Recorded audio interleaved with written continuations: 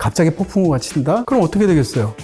아니, 그러니까 공포영화에서의 테스토스테론은 사실상 청산가리다. 근육이 없어서 다행이네요. 그런 쪽으로는 제가 안전해요. 어떤 행동을 하는 사람들이 죽나요? 호기심 많은 사람? 혹시 맞으시죠? 나는 뭐 직방이야. 하얗게 그동안 감사했고요.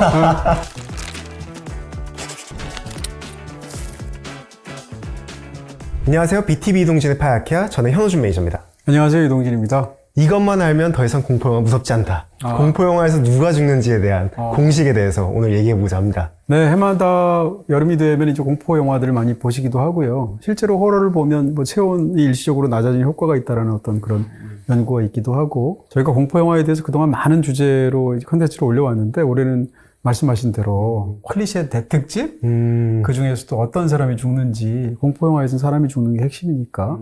평론가님은 공포영화 보실 때 안 무서우실 것 같아요. 아, 얘 곧 죽겠다. 이런 걸 예측하실 수 있어서. 예측을 할 수 있든 없든 건 무관하게 별로 영화를 보면서 공포스러워하지는 않고요. 네, 그럼에도 불구하고 무서운 영화들도 있었죠. 유전처럼. 네, 근데 웬만한 영화들은 뭐 무섭게 느껴지진 않고요. 뭐 잘 만들었네. 사람들은 무서워하겠네. 뭐 이런 식으로 생각하면서 영화를 보죠. 공포영화에서는 왜 유독 이런 클리셰들을 많이 쓰는 걸까요? 그렇죠. 뻔한 것을 특정한 방식으로 표현하는 걸 이제 우리가 클리셰라고 말을 하는데, 사실은 클리셰를 나쁘게만 볼 것도 아니에요. 왜냐하면 장르라는 게 관객이 나는 이런 영화를 보러 갈 것이다 라고 예측하고 들어가서 그 영화를 보면 실제로 그 사람이 보고 싶어 했던 것을 어느 정도 쥐어줘야 장르가 통하는 거란 말이에요. 기대했던 것을 보여줘야 되는 거고. 서부 영화면 어떨 것이다, 공포 영화면 어떨 것이다, 액션은 어떨 것이다. 근데 그런 관객의 욕구를 하나도 충족 안 시키고 액션 영화라고 해놓고 나서 완전히 다른 걸 보여주게 되면 사실 그건 장르 영화가 아닌 거거든요. 훨씬 더 훌륭한 영화일 수는 있지만, 그런 면에서 호러만큼 장르적인 특색이 강한 장르도 드물고, 어느 정도까지는 사실은 클리셰가 있을 법도 하다라는 거죠. 근데 그것이 지나치게 창의성이 없는 방식으로 클리셰 범벅이 되면 안 된다. 이전에 했던 것을 그냥 요거는 여기서 갖고 저거 저기서 갖고 오는 방식으로 만드는 경우들이 있죠. 그러면 이제 욕을 먹게 되겠죠. 또 한 가지는 이 호러 장르의 특색을 좀 이해할 필요가 있어요. 호러 장르를 볼 때 왜 저런 클리셰가 있을까? 왜 맨날 저럴까라고 생각할 때 저는 두 가지 특징이 있는 것 같아요. 두 가지. 하나는 호러 영화는 대부분 저예산이다. 그게 굉장히 중요한 특징이에요. 블록버스터 시리즈 같은 것들을 보게 되면 막 유명한 노래들 굉장히 많이 나오잖아요. 히트곡들 같은 거. 심지어는 비틀스 노래 같은 거. 근데 공포 영화에서는 유명한 노래가 안 나와요. 왜냐하면 저작권료가 비싸서 유명한 곡을 살다 쓸 수 있을 만한 그런 제작비의 여건이 안 되죠. 곡이 이입하는데 방해될까 봐 안 쓴 줄 알고 돈이 없어서 안 쓴 거였군요. 제 생각엔 돈이 없어서 안 쓸 것 같아요. 네. 또 한 가지는 공포 영화의 주 소구 대상이 되는 주 소비층이 누구냐라는 건데 10대 관객이에요. 그러니까 10대 관객한테 어울리는 세팅, 10대 관객이 이익을 잘하는 직업을 가진 사람, 10대 관객이 좋아하는 혹은 자기가 처해 있는 감정을 다루는 방식, 이런 것들로 이야기들을 짜게 돼 있거든요. 그래서 맨날 호러 영화에서는 캠프 가는 얘기가 나오는 거예요. 아, 그러네요. 어른들 입장에서는 캠프 갈 일이 뭐가 있겠어요. 근데 10대들은 캠프를 많이 가잖아요. 특히 이제 미국의 경우는. 그러니까 하나는 저예산인 경우가 많다. 또 하나는 10대들이 주로 타깃이다라는 건데, 이 두 가지 특징이 이 클리셰의 상당 부분을 결정하는 영향으로 작용하게 되었다라고 저는 보는 거죠. 10대 관객분들이 만약에 타깃층이라면 클리셰가 또 엄청 클리셰처럼 안 느껴질 수도 있겠네요. 생소하게 보이는 걸 수도 있으니까. 그럴 수 있죠. 공포영화를 가장 재밌게 보고 실제로 많이 보는 사람들이 또 10대잖아요. 아마도 지금부터 하는 그 클리셰에 관한 얘기들 중에 상당 부분이 사실은 여기랑 관련된 얘기인 것 같습니다. 바로 시작해볼까요? 네. 공포영화에서 가장 잘 죽는 직업이 뭘까? 베이비시터. 네. 제일 먼저 죽었던 것 같아요, 거의. 너무 많아요. 베이비시터가 나오는 공포영화가 굉장히 많고요. 난도질 영화라고 말하는 슬래시 영화의 효시로 잡는 것이 70년대 말에 나왔던 할로윈이라는 작품이에요. 그래서 이제 마이클 마이어스라는 어마어마한 빌런이 나오죠. 그 영화를 찍을 때 당시에 존 카펜터가 만들었던 과제가 뭐였냐면 베이비시터 살인사건이에요. 그리고 실제로 그 영화의 여주인공이 누구인지 너무 유명하잖아요. 제이미 리 커티스가 하도 비명을 잘 질러서 별명이 스크림 퀸이에요. 들어봤던 것 같아요. 네. 그럴 정도로 이제 공포영화 하면 떠올리는 인물 중에 하나가 제이미 리 커티스인데, 제이미 리 커티스가 극 중에서 베이비시터예요. 그리고 어렸을 때 살인을 저질른 그 마이클 마이어스가 다시 오랜 세월이 지나 돌아와서 이 베이비시터를 스토킹하면서 벌어지는 이야기거든요. 그런 의미에서 베이비시터라는 게 굉장히 중요하고, 아예 베이비시터가 제목에 들어가는 공포영화도 많아요. 베이비시터라는 공포영화도 있고요. 아예 이름이 베이비시터군요. 네. 시터도 있어요. 네, 줄여서 시터라고도 하거든요. 그럼 왜 베이비시터가 이렇게까지 많이 나올까? 내적인 이유, 외적인 이유가 있는 것 같아요. 내적인 이유는 뭘까요? 내적인 이유는 일단 베이비시터를 알바로 하는 사람은 대부분 여자예요. 그리고 미국의 경우에는 10대예요. 10대다 보니까 10대가 보통 아르바이트로 주변에서 아이 많이 봐주거든요. 그럼 베이비시터를 베이비시팅을 하기 위해서 어디 가겠어요? 모르거나 알더라도 친숙하지 않은 사람 집에 가잖아요. 그러니까 자기가 약간 불안을 느끼는 환경이죠. 자기도 10대인데도 불구하고 자기보다 훨씬 더 어린 아이들을 보는 직업이에요. 그러니까 굉장히 신경이 곤두서 있겠죠. 그 시간을 또 많이 써야 되잖아요. 10대들한테 굉장히 익숙한 직업이기도 하고, 그 다음에 직업이 갖고 있는 어떤 특성 때문에 불안과 공포를 자극하는 부분이 있다는 거죠. 이게 공포 영화에 착종이 되면 어떤 일이 벌어지냐면, 일단 베이비시터로 나와도 죽을 확률이 높은데 근데 좀 심심하다고 남자친구를 불러? 이런 확률이 한 97%까지 올라가는 거예요. 남자친구도 죽는 건가요? 네, 그 남자친구를 기다리고 있는데 전화가 와? 그 전화를 또 받아? 전화 오면 안 되죠. 네, 창문에서 누가 문을 두드리는데 아이고. 누군가 해서 공공에서 열어줘? 네. 그럼 거의 99.99%로 죽죠. 사망 플래그네요. 그렇죠. 사망 플래그죠. 그런 측면에서 베이비시터가 사실은 공포 영화에서 가장 많이 죽는 직업 혹은 직군이 아닐까라고 저는 생각이 들고요. 두 번째 직업은 뭐가 있을까 생각했는데 치어리더.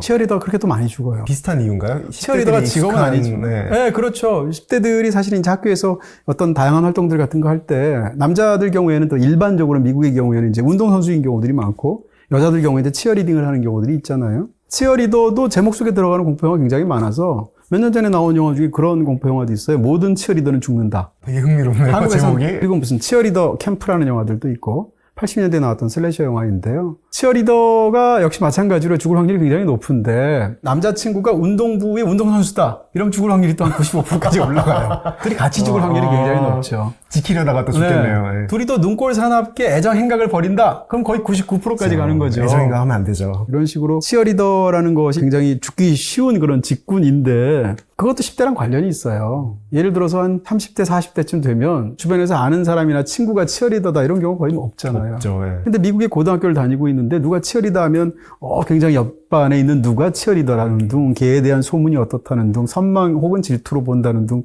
이런 많은 것들이 있잖아요. 그러다 보니까 운동선수, 특히 남자의 경우, 여자의 경우에 치어리더 이 두 가지가 결합됐을 경우에 공포영화에서 이렇게 약간 소모품으로 희생이 되는 케이스가 굉장히 많다라고 생각할 수 있죠. 치어리더랑 운동부가 실제 학교에서는 실세잖아요. 그렇죠. 선망의 대상일 수도 있고. 실세가 죽는 걸 보고 싶지 않았을까요? 그럴 수 있죠. 이게 10대의 일반적인 관객들의 타겟층이니까 그들을 생각하는 다양한 10대들의 마음을 녹여낸 것이라고 볼 수도 있겠죠. 또 죽는 직업 중에 하나는 경비원인 것 같아요.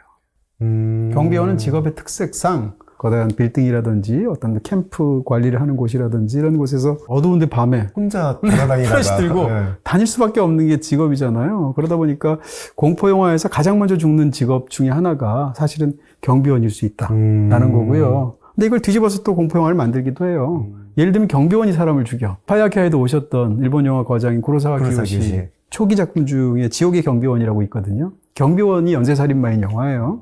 그리고 또 경우는 좀 약간 다르지만 굉장히 잘 만든 한국 영화인데 거울 속으로라는 공포 영화 있어요. 유지태 씨가 나오는. 근데 유지태 씨가 주인공인데 극중 그 직업이 경비원이에요. 그렇게 해서 이제 벌어지는 이야기라든지. 그 영화도 클리셰를 비튼 건가요? 비틀었다기보다는 경비원이 갖고 있는 직업적인 특색을 굉장히 잘 살린 공포 영화라고 말할 수 있겠죠. 그리고 경비원은 뭘 발견돼야 이제 죽는 거잖아요. 혼자 돌아다녀야 되는데 안 돌아다닌 거군요. 그렇죠. 대충 다니거나 뭐 이렇게 때우거나 이래서 안 죽는 경비원 캐릭터가 나오는 게 검은 물 밑에서라는 영화 있어요.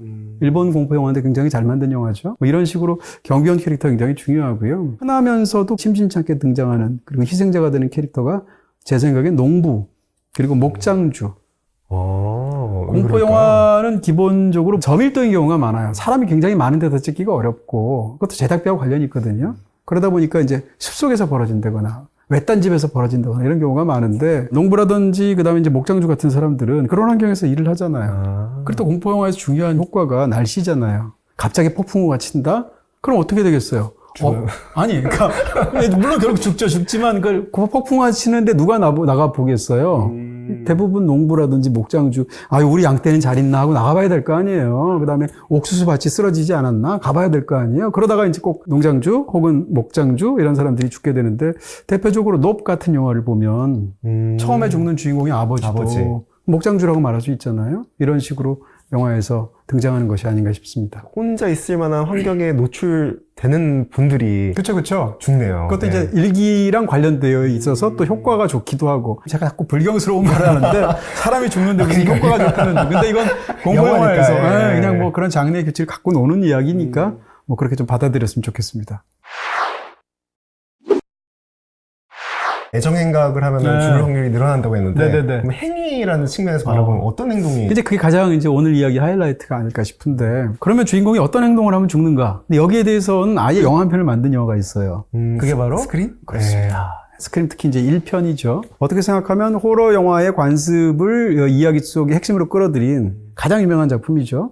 뭐 안 보신 분들이라면 1, 2, 3 한번 보시는 것도 좋을 것 같은데요. 아예 다 말하잖아요. 그 관습이 뭔지. 랜디라는 아이가 친구들한테 말해요. 이렇게 서로 이제 맥주 먹으면서 파티 같은 거 할 때 옆에 딱 서가지고 공포 영화에서는 말이야 이렇게 얘기하죠. 근데 그 랜디가 말하는 게 뭔가 하면 절대 공포 영화에서는 네가 만약에 주인공이라면 술을 마시면 안 되고 마약을 하면 안 되고 섹스를 하면 안 되고 그리고 돌아올게 곧 돌아올게라고 말해서는 안 된다. 왜냐면 돌아올게 하고 가는 사람은 항상 죽거든요. 그 순간에 그 말을 하면서 나가는 사람이 그렇죠. 그대로 표현하거나 관습 그대로 아니면 사람들이 그렇게 해서 예상하는 것을 일부러 뒤엎어서 신선한 재미를 주거나 하는 방식으로 잘 만든 영화인 건데요. 이 얘기를 받아서 한다 하면 실제로 공포영화가 굉장히 보수적인 장르로 보는 견해들이 있고요. 공포영화 속에서 이제 누가 처벌받는가, 물론 끔찍한 범죄에 희생되는 거지만 처벌의 의미로서 극중에서 등장하기도 하고 그랬을 때 가장 먼저 대표적인 게 10대의 성적 방종이란 말이에요. 어떻게 생각하면 이 속에는 이제 부모의 마음이 들어갔을 수도 있어요. 하면 안 되는. 뭐 그렇죠. 근데 이제 미국 10대들은 그렇게 말하기도 어려운 부분도 있을 테니까 공포영화에서 아예 그런 보수적인 견해 같은 것들 집어넣을 수도 있겠죠. 극 중에서 이제 몰래 숲속으로 가서 두 사람이 어떤 관계를 갖는다? 그러면 이제 죽는 거예요. 대표적으로 케빈 인 더 우즈 같은 영화를 보면 거기서 제일 먼저 죽는 게 숲속에서 관계를 가지려고 하는 남녀 커플이거든요. 이런 식으로 죽는다거나 숲속에서 하는 것도 위험한데 백발백중은 카섹스입니다. 차에서 하면 거의 그대로 죽습니다. 좁은 공간. 네네네. 공포영화라는 것이 이제 멈칫달싹할 수 없는 상황 속에서 끔찍한 일들을 이제 자극시키는 피약적인 쾌감에 주력하는 그런 장르이잖아요. 바로 그래서 그런 건데 공포영화라고 말할 수는 없지만 이 차 안에서 서로 이제 애정 행각을 하게 되는 커플이 죽는 걸로 시작하는 영화가 바로 조디악이거든요. 그런 식으로 이런 영화들도 굉장히 많아요. 제가 궁금해서 IMDb 사이트가 이제 이런 사이트로 굉장히 영화들에 대한 정보를 모아놓은 걸로 제일 유명한 사이트니까 가서 제가 검색해봤거든요. 커플이 관계 중이거나 관계가 끝난 후에 살해당하는 공포영화는 얼마나 될까? 그렇게도 검색이 돼요? 그 검색해요. 단어로 몇 개를 넣어서 검색하는 거예요. 98편. 98편이 되더라고요. 그러니까 엄청나게 많아요. 물론 이제 대부분 우리가 모르는 싸구려 공포영화인 건데, 그러니까 공포영화 속에서 커플이 관계를 가진다? 이건 사실은 목숨을 내놓고 하는 거의 사막이에요. 끝나고 나서 거의 죽어야 되는. 그러네요. 네, 그렇게 얘기할 수 있죠. 이 경우엔 둘 다 죽는. 네. 아, 그러네요. 네. 네네네. 비다이렉트 샵에서는 모두 다 가능. 비다샵 가능. 근데 이런 일반적인 걸 떠나서 어떤 행동을 하면 죽는가를 한번 생각을 해봤는데요. 공포영화이거나 어떤 하나의 세계가 있으면 그 세계에서 그 살인 혹은 죽음이 작동하는 방식을 설명하는 캐릭터가 꼭 있어요. 아까 말씀드렸던 스크림에 등장했던 랜디라는 캐릭터도 2편에서 죽잖아요. 죽잖아요. 그렇죠. 네, 그러니까 설명하는 사람은 꼭 죽어요. 근데 더 재밌는 건 설명을 할 때 그 말을 무시하는 사람도 죽어요. 대표적으로 막 설명해가지고 이런 일이 있다라고 얘기하면 야, 너 그거 지금 꿈꾼 거야. 장난치지 마. 그렇죠. 뭐, 말도 안 돼. 사람들이 맨날 하는 얘기야. 혹은 뭐 그게 말이 되니? 이렇게 말하는 사람은 죽는데 그렇게 말하는 사람이 경찰이거나 아빠면 100% 죽어요. 엄마는 살 수도 있어. 100%네. 네, 거의 그래요. 비슷한 사례로 극 중에서 뭔가 긴 이야기를 이렇게 진지하든 뭐든 해서 쏟아내다가 갑자기 대사를 중간에 다 맞추지 못하고 잠깐 하고 멈추는 사람은 죽어요. 왜 멈추는 거야? 그러니까 계속 해야 돼. 계속 해야 되는 거야. 그런 측면에서도 이 대사랑 관련되어서 설명하는 것들로 죽는데 반면에 이렇게 설명을 하는 그런 작당하는 원리나 어떤 그런 악마에 대해서 혹은 연쇄살인마에 대해서 지식이 풍부하지만 거기에 직접 밀착해서 들어간 사람은 죽는데요. 그게 아니라 이 주인공들하고 따로 떨어져서 그냥 그 얘기를 툭 던져주고 사라지는 캐릭터들이 있어요. 약간 경계인 캐릭터들. 네. 대표적으로 주유소 직원. 기름을 넣으러 갔는데 당신 이쪽으로 계속 가면 굉장히 위험합니다. 라고 말하는 주유소 직원이거나 아니면 그 동네의 술집에 매일 출퇴근하는 것 같은 알코올 중독자인 단골 손님. 이거나 아니면 노숙자. 이런 캐릭터들이 대부분인데 이들은 오늘도 딱 그날과 같은 날씨로구나. 이렇게 딱 말을 하면 이런 캐릭터들이 다 뭔가 얘기하거든요. 근데 그 캐릭터는 나중에 안 나와요. 네. 이러면 이 캐릭터는 안 죽어. 영화에서 그 노숙자나 술 드시는 분들은 너무 술 많이 마시거나 해가지고 또 그 위험 상황이 오면은 뭔가 자고 있는데 그래서 피해가는 그런 거 그럴 같기도 수도 하네요. 있죠. 그 상황을 모르기도 하고. 네. 근데 그런 것이 또 약간 코믹한 요소로 들어가기도 하고요.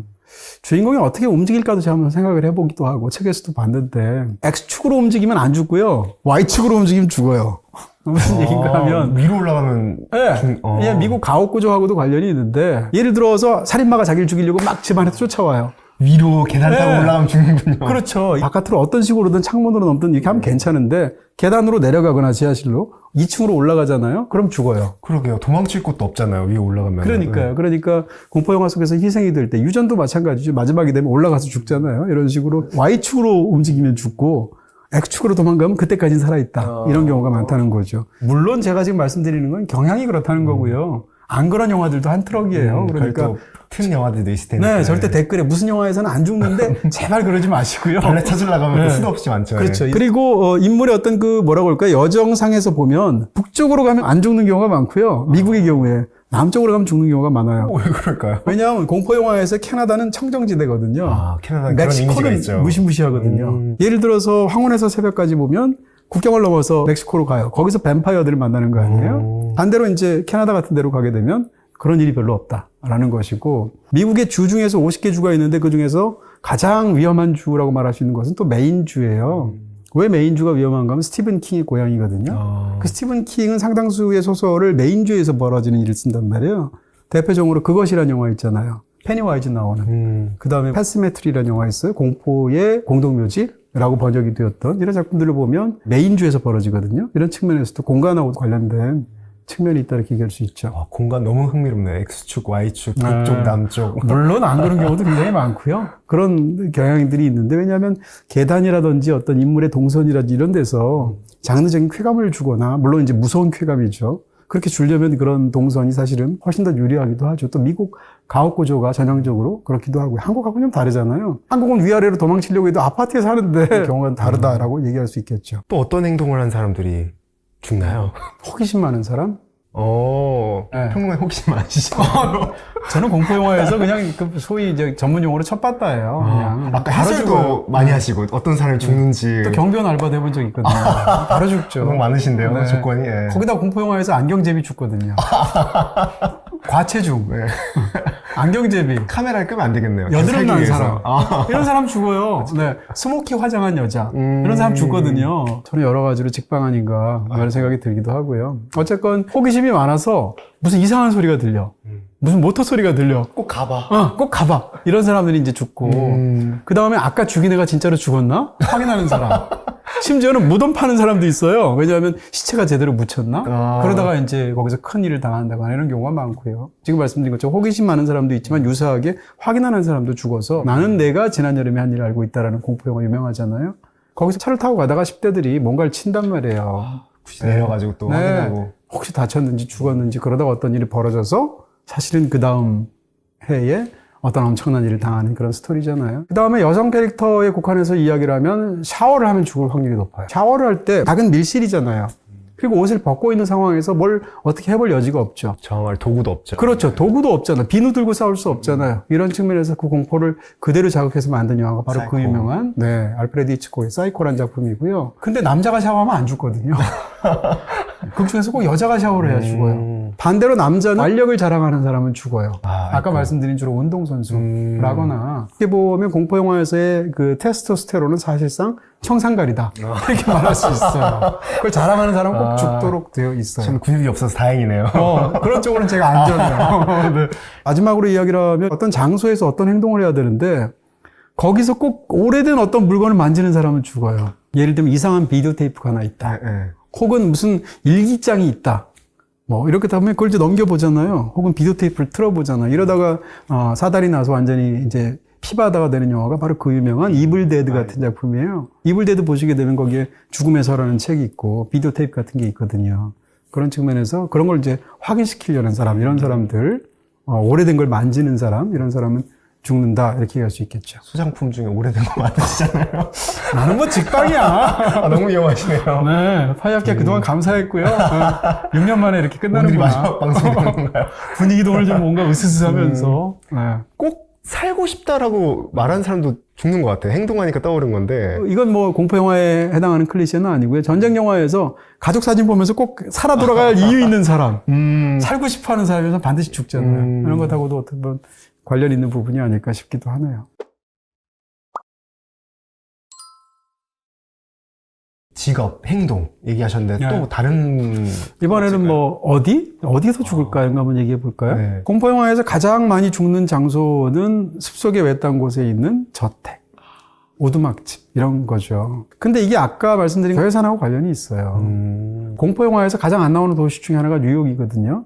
아, 너무 사람이 많고. 네, 물론 로즈마리 베이비 같은 영화는 뉴욕에서 배태된 그런 영화이지만 대부분의 경우에 사람이 많으면 공포 영화를 찍을 수가 없어요. 왜냐면 돈이 많이 들거든요. 통제해야 되고 엑스트라 어떻게 해야 되고 이런 등등의 문제 때문에. 예를 들어서 공포 영화에서 잘 안 나오는 게 공항 안전하거든요.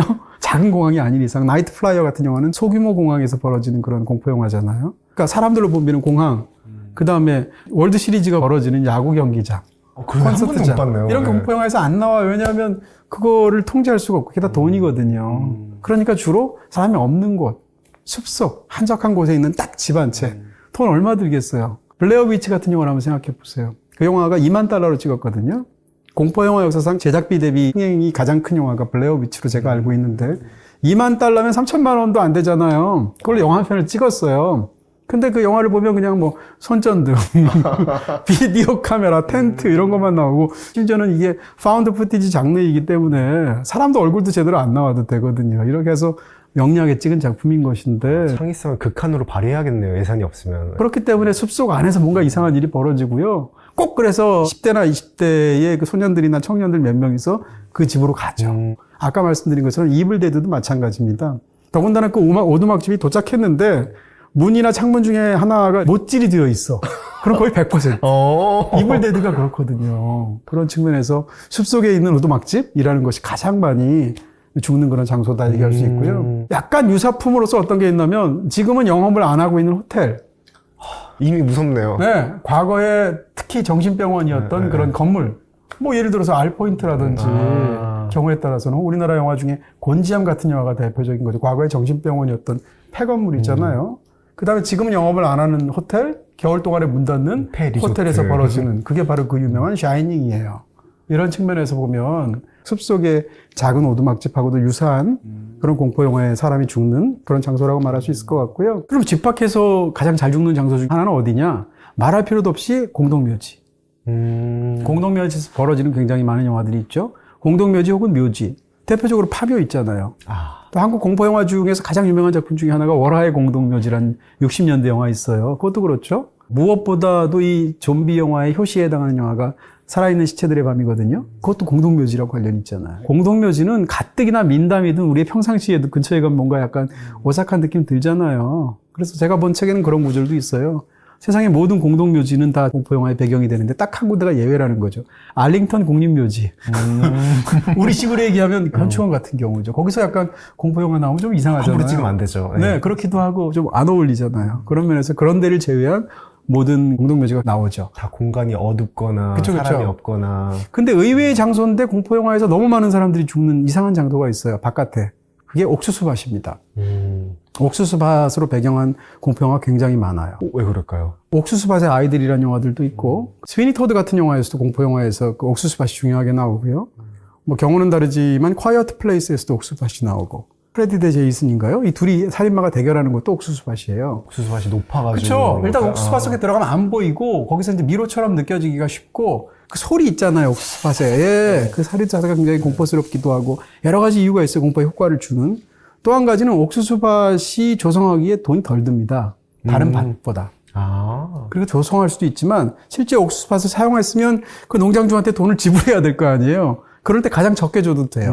왜냐하면 옥수수밭이라는 어떤 그런 작물의 특성상. 그래서 크리스토퍼 놀란 감독이 그 생각도 했어요, 제가. 네, 인터스텔라 보면 왜 옥수수밭을 어마어마하게 조성해놓고 거의 뭉개다시피 이렇게 카체이스 비슷한 걸 하지 않습니까? 그것도 물론 옥수수가 병충해에 강해서 미래의 작물로 적당하다라는 것도 있겠지만 사실은 그런 부분도 있지 않을까라고 이제 추측이 되는 거죠. 집안에 들어오면 어떨까 또 생각할 수 있죠. 집안에서 가장 위험한 장소 중에 하나는 화장실. 좀비랜드라는 영화를 보면 그것도 약간 메타 공포영화적인 어떤 속성이 있는데 절대 화장실에 숨지 말 것 이런 걸 규칙처럼 말해요. 화장실에 가서 있으면 보통 항상 마지막에 다리 이렇게 들잖아요. 안 들키려고. 근데 결국은 살인마가 들어와서 죽는 경우가 굉장히 많고요. 화장실이 굉장히 무방비 상태가 그렇죠. 되잖아요. 숨을 쉬는 곳이 별로 없고. 그렇죠. 또 한 가지는 거울 앞. 거울 많이 등장하는 것 같아요. 거울 앞도 클리셰가 너무 많아서 보통 거울 미국에서는 열면은 뒤에 약장이 있잖아요. 거기서 약을 꺼냈다가 문을 닫는 순간 꼭 살인마가 나오죠. 뒤에 얼굴이 바로 보이죠.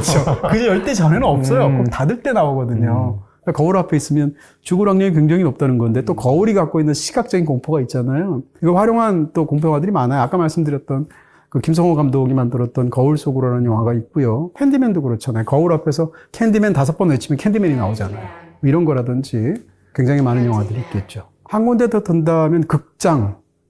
극장 한번 생각해 보세요. 저는 극장 갈 때 약간 그런 생각이 드는데 극장에서 어떤 끔찍한 일이 벌어지면 완전히 아비규환이지 않겠습니까? 더군다나 소리가 엄청나니까 이게 사운드가 여기서 나는 건지 아니면 실제로 주변에서 나는 건지 공포영화 보는데 만약에 어떤 끔찍한 일이 벌어진다고 생각해 보세요. 그거를 그대로 갖고 와서 영화에서 흥미롭게 공포영화로 오프닝을 너무 멋지게 만든 게 스크림2죠.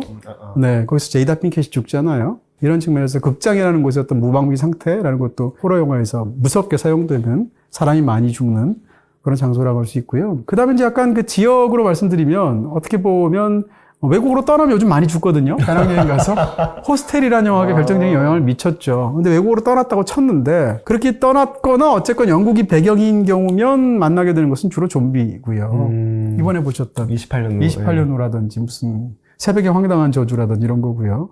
서유럽으로 가면 만나는 건 늑대인간이고요. 동유럽으로 가면 만나는 게 뱀파이어예요. 이런 식으로 지역에 따라서 다른데 뭐 어차피 죽을 운명인 건 비슷하다. 공포영화 속에서는 뭐 이렇게 얘기 드릴 수가 있겠죠. 너무 흥미롭네요. 네. 잠시만요. 유튜브 프리미엄 무료로 쓰는 법 궁금하신가요? 인터넷과 BTV 신규 가입하면 유튜브 프리미엄 6개월 무료예요. 진짜? 대박. 여기서 끝이 아니죠. 상품권 가입 혜택은 물론 온라인 전용 추가 할인까지. 이거 어디서 가입해요? SK 브로드밴드 B 다이렉트 샵에서 지금 바로 확인하세요. 지금 직업도 얘기했고, 네. 어떤 행동을 하면 죽는지도 네. 얘기했고, 어디서도 얘기했고. 네. 언제 죽나요? 그렇죠. 물론 이제 밤에 죽는 경우가 많죠. 왜냐하면 밤이 무섭기도 하고 또 밤이면 시각적으로 가려지는 것이 많아서 돈이 덜 들기도 하고 물론 조명은 있어야 하겠습니다만 언제 죽나는 거의 12달 중에 딱 3달이라고 말할 수 있어요. 7월달, 7월달, 12월달, 10월달. 이 3가지인데 주로 이제 서양의 공포 영화들을 말하는 거예요. 특히 이제 할리우드를 말하는 건데 7월인 이유는 10대 영화들이 가장 왕성하기도 하고 뭐 캠프를 가거나 친구들하고 어울리거나 여행을 가거나 파티에 가거나 이렇게 7월달이란 말이에요. 그래서 항상 여름 캠프에서 벌어지는 일들이 무시무시하잖아요. 13일의 금요일이라든지 이런 영화들이죠. 버닝도 마찬가지고 12월에도 죽을 확률이 높죠. 왜냐하면 폭설이 오면 고립되잖아요. 크리스마스 연말 연시에 들뜬 10대들이 살인마의 난동에 죽게 된다 이런 게 있죠. 10월이 약간 이해가 안 될 수도 있는데 그냥 할로윈 생각하시면 돼요. 10월의 마지막 날이 할로윈이지 않습니까? 할로윈 때 죽는 영화들이 굉장히 많고 그게 아니더라도 10월달은 이상하게 공포영화에서 많이 나와요. 대표적으로 블레어 위치도 10월달이 배경이거든요. 그런 측면에서 지금 말씀드린 것처럼 7월, 10월, 12월 이 3개월만 잘 건너뛰면 1월부터 6월까지는 그래도 팝콘 먹으면서 괜찮게 지낼 수 있다, 안전하게. 7월, 10월이면 막 공포영화 자주 개봉하는 시즌이기도 하네요. 그렇기도 하죠. 보통 7월 달에 제일 많이 하겠습니다. 요즘 겨울에도 하더라고요. 마지막으로 남은 게 이제 대체 뭐에 의해서 죽는지. 이거는 말할 필요도 없어요. 그냥 칼이죠, 뭐. 칼. 일단 칼로 살해될 때 가장 무시무시하고 끔찍한 상황을 관객들이 상상하게 되는 것 같고. 총보다 무서운 것 같아요. 예. 공포영화는 총하고 안 어울리는 것 같고요. 총이 나오려면 다리 사이에 끼우거나 예를 들어서 플래닛 테러처럼 그쯤 돼야 이제 이게 공포영화의 무기가 되는 것이지 정상적으로 총으로 쏘게 되면 그건 액션영화지 사실은 호러영화에서는 거의 나오지 않는다라고 얘기할 수 있고 거의 대부분의 경우 칼이에요. 우리가 알고 있는 대부분의 영화들. 스크림도 칼이잖아요. 그러네요. 13일의 금요일에서는 마체테 사용하잖아요. 나이트메어 같은 걸 보면 장갑 같은 건데 손가락마다 단검처럼 되어 있는 아마 보셨을 거예요. 프레디 크루거가 그걸 사용을 하지 않습니까? 그 다음에 그 할로윈에서도 정육점 칼 사용하잖아요. 가장 흔한 그래서 사람들이 더 공포를 느끼는 거예요. 왜냐하면 주변에서 흔히 보는 칼이니까 이런 측면에서 칼을 가지고 공포영화에 사용하는 경우가 가장 흔하다 이렇게 말할 수 있습니다. 평론가님 오늘 나온 영화들이 너무 많은 것 같아요. 너무 많죠. 어떤 영화를 소개해 국내 개봉 안 한 영화들도 있고 일단 많이 안 보셨을 텐데 상당히 잘 만든 그래서 할리우드에서 리메이크까지 나왔어요. 그게 바로 아까 말씀드린 김성호 감독이 만들었고 유지태 씨가 주연했었던 거울 속으로라는 작품입니다. 시각적으로나 굉장히 창의적인 작품이고요. 공포영화에 대한 역사를 얘기하면 가장 뭐 빼놓을 수 없을 작품 중에 하나가 바로 이블 데드인데 이 영화가 5억 원으로 만든 영화거든요. 정말 저예산 영화예요. 근데 당시로서는 그것이 이제 굉장히 센세이션을 일으키면서 호러 영화사에서 어떤 거대한 족적을 남기게 된 그런 작품이고 샘 레이미가 나중에는 이제 스파이더맨 시리즈까지 만들었는데 이걸로 시작했거든요. 그렇지 됐건 굉장히 파격적인 만듦새를 보여주었던 이블 데드 그 중에서도 1편 81년도에 있는 작품 이 작품을 여러분께 추천드리겠습니다. 거울 속으로랑 이블 데드 1편은 BTV에서 보실 수 있어요. 여기 있군요. 진짜 무서워. 아까부터 저기 뭐야. 네. 보셨었나요? 네, 설치했는데. 알았는데 갑자기 소름이 확 오르네. 네네네. 오늘 너무 그 많은 클리셰들을 알려주셔가지고 한편으로는 안심이 되면서도 그럴 수 있어요. 또 이거를 비튼 영화들이 나올까봐 또 걱정되기도 하네요. 창의적인 영화를 이런 걸 비틀기죠. 아주 대표적으로 이제 미드소마처럼 낮에 낮에 펼쳐진다든지 일어나잖아요. 이런 식으로 바꾸기도 하는데 또 클리셰를 많이 알면 또 이 장르가 더 친숙하게 느껴지는 그런 방법이기도 하지 않을까. 네, 오늘 제가 드린 말씀들은 이제 제가 떠올렸던 것들도 많고요. 이런저런 데서 찾아본 것들도 많지만 두 책에서 상당히 많은 부분 참고했다는 말씀도 여러분께 드리도록 하겠습니다. 네, 앞으로 파이아니 여러분들이 공포영화 보시면서 쫄지 않고 재밌게 보실 수 있길 바라겠습니다. 감사합니다. 감사합니다.